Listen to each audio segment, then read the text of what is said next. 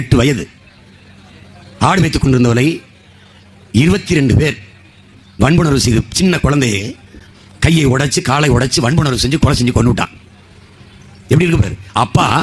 அப்பா வெளியூர்ல 200 கிலோமீட்டருக்கு அங்கிருந்த மகனுக்கு அழைத்து பேசி இங்க வா என்று வர வைத்து ஆசிபாவை வன்புணர்வு செய்ய வச்சு கொண்டிருக்கான். என்ன அப்பன், என்ன மகன், என்ன மனநிலையில் இந்த நாடு வளருது யோசிச்சு பார்த்துக்க.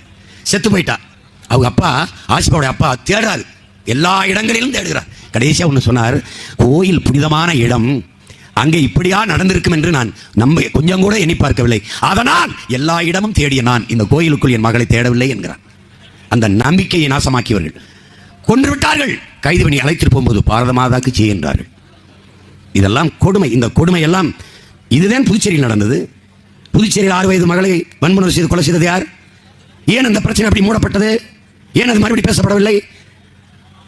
அவர்கள் எல்லோரும் RSS இருக்கிறார்கள்.